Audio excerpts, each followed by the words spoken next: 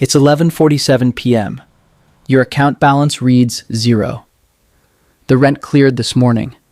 Every dollar you earn is already spoken for before it hits your account.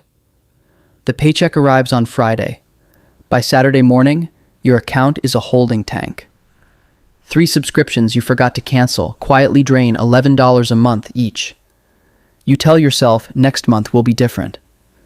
The structure hasn't changed. It won't. You are managing cash flow. That is not the same as building wealth. Not even close.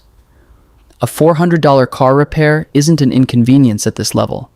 It is a full financial crisis. You put the $400 on the card. You pay the minimum. The interest charges you $9. At this level, money is not a tool.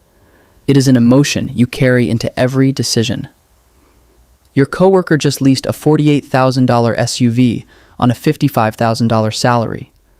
You watch and say nothing. You are not losing. You are simply not accumulating. The difference is everything. Lifestyle and wealth are not the same thing. Most people never learn that distinction. The machine that builds wealth hasn't started for you yet. That is the only real problem. Every person who ever built something real started exactly here, in the zero, in the wait. You open a savings account on a Tuesday night. You transfer $50. It feels strange. It took 3 months. You cut 1 subscription. You transferred $50 after every paycheck. It didn't feel like saving. It felt like losing money slowly. But the number kept growing. Then one morning, the balance reads $600. You check it twice to be sure. You check the balance more than you need to, not because it's enough, because it exists. The first $1,000 is not about the money. It is proof that you can hold capital. The system has a gap in it. You found it. $50 at a time, you found it. You will hit an emergency before you hit $1,000. It always works that way. For the first time, you have a real choice. The card or the savings account. Choose carefully. You pull from the savings account. Most people do. You feel guilty the moment it clears. That guilt is useful. It means the identity shift has started. You are not the same person. You start the transfers again. $50, then 50 more. The number climbs back up. You are no longer someone who has no savings. That distinction is worth more than $600. You are someone who is building something. That is a different identity. It changes everything. You open a high-yield savings account at midnight after reading 1 article. 4.7%. 6 months later, your balance reads $4,200. You did not expect that. The interest deposit arrives on the 1st of every month. $16.43. Free. It is $16. It is nothing. You screenshot it anyway. The proof matters more than the amount. Your target is $8,100, 3 times your monthly expenses. Halfway there. A flat tire costs $220. You pay it from your checking. Savings do not move. You check the savings balance after. It still reads $4,200. Untouched. Intact. That buffer changes how you operate at work, in conversations, in every financial decision you make. You start saying no to things you used to charge, not because you can't, because you decided. You start watching other people's financial decisions differently. You do not judge. You just understand. Your friend went to Bali and came back with $3,000 in credit card debt. You say nothing. Your income rises by $400 a month. The default is to spend it. You already know that. The discipline is to save it instead. You set up the auto transfer before you can talk yourself out of it. You are building something invisible. Nobody around you can see it yet. The account balance can. You have learned to be patient with capital. Most people never develop that skill. You have it now. You have $31,000 split across 3 accounts: emergency fund, Roth IRA, brokerage. The emergency fund is fully funded, $9,600 sitting in liquid. It does not move. The brokerage holds 3 index funds: total market, international, bonds. You rebalance once a year. Money stops being an emergency at this level. It becomes a tool. That is a different relationship entirely. You have hit $10,000 before. A job transition wiped it. A medical bill finished the rest. Then 8 months of lifestyle drift. Nothing dramatic, just slow spending that never stopped compounding. You rebuilt it twice. That experience gave you something no spreadsheet can. You know you can recover.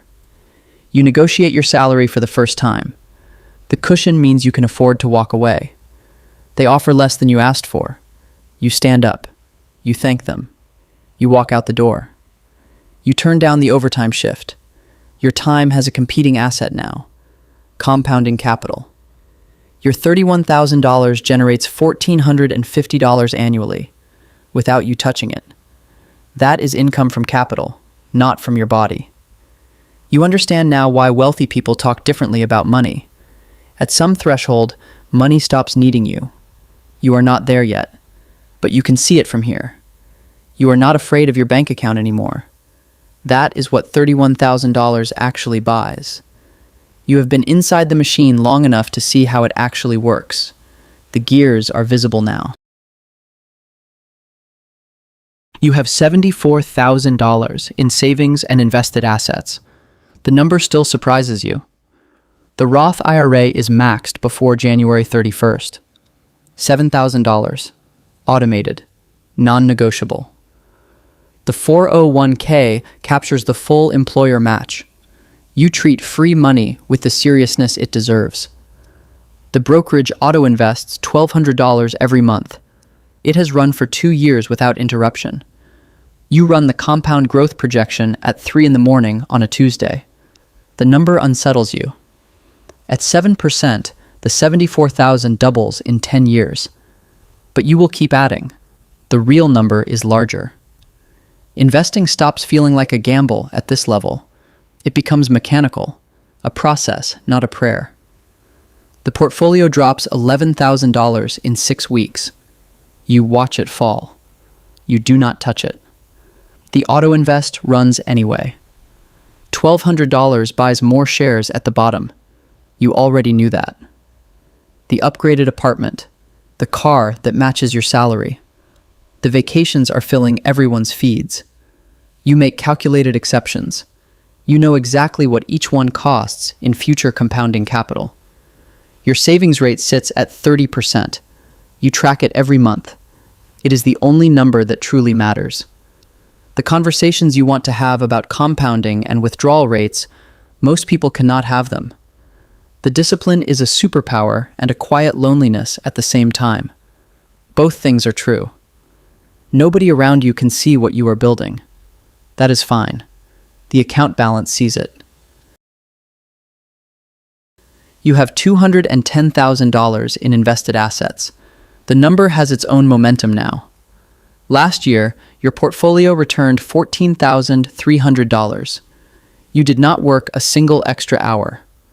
$14,000. That is nearly 6 weeks of your salary, produced by capital, not by your body. You stop thinking about saving money. You start thinking about deploying capital. The language has changed. The person who panicked over a $400 bill is functionally gone. You barely remember being him. Financial decisions compound in both directions. The car you lease costs far more than the monthly payment. You have internalized the math so deeply that it runs in the background of every purchase you make. Above $200,000, certain financial products begin appearing that were not there before. You hire a fee-only financial advisor. Not for the advice, for the second opinion on what you already know. Your advisor mentions alternative allocations for the first time. You listen. You do not move yet. You stay with the index funds. You have learned that simple beats clever at this level. Every time. The world of money is expanding around you. The architecture of wealth is becoming visible in new ways. You read differently now. You ask different questions. You notice things in conversations that others walk past. You have been inside the machine long enough now. The gears are not hidden anymore. You can see all of them. The portfolio sits at 210,000. Next year, it will be larger. It does not need permission. You have $740,000 in invested assets. The number has weight now. The math says you do not need to add another dollar. Compound growth carries it from here. You could coast.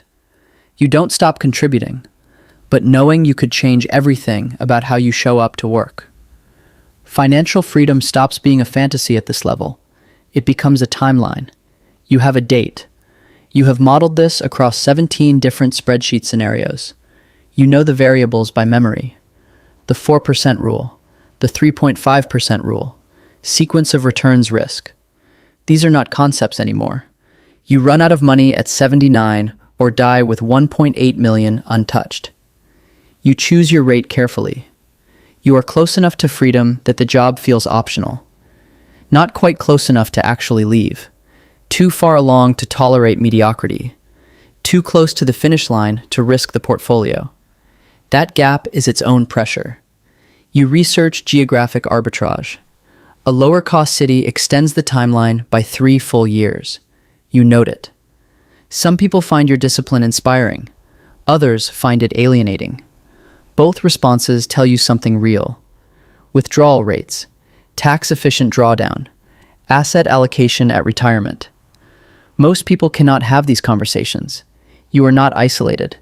You are operating on a frequency that most people around you have not reached yet. The money is nearly there. 4 years, maybe 6. Life still has to catch up to the number. The auto-invest runs. The Roth is maxed. The match is captured. The machine does not stop for your feelings. You have $1.4 million in invested assets. There is no alarm you did not choose to set. You wake up without an alarm for the first time in 11 years. The ceiling looks different from here. The portfolio generates up to $70,000 annually at a 4 to 5% withdrawal rate. Every expense is funded by capital. Your labor is now entirely optional. That sentence took 12 years to earn. You monitor the portfolio twice a month. You rebalance once a year. The system runs without your urgency. Tax loss harvesting runs in the background. Your advisor manages it. You review it twice a year. That is all. This is not freedom from financial decisions. It is freedom from financial urgency. Those are completely different things. You run Roth conversion ladders during low-income years. Precision instruments, not survival tools. You thought financial freedom would feel triumphant. It does not. It feels quiet. Unexpectedly quiet. The urgency is gone. The drama is gone. What remains is time, and a question you were not ready for. What do you actually want to do with the time? That question is harder than any savings calculation you have run. Some people go back to work. Not for the money, for the structure. The money removed the need, not what they want. Freedom turns out to be a design problem. The account removed the constraint. Life is yours to construct. The account does not tell you what to do next. It never did. That was always going to be your job.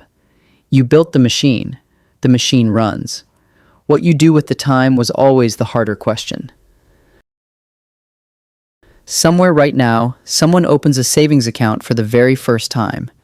They transfer $50. They stare at the balance as it might disappear. They check it 3 times. It still reads $50. They think this is about having enough money to stop worrying. They do not know yet what it will actually become, but they will.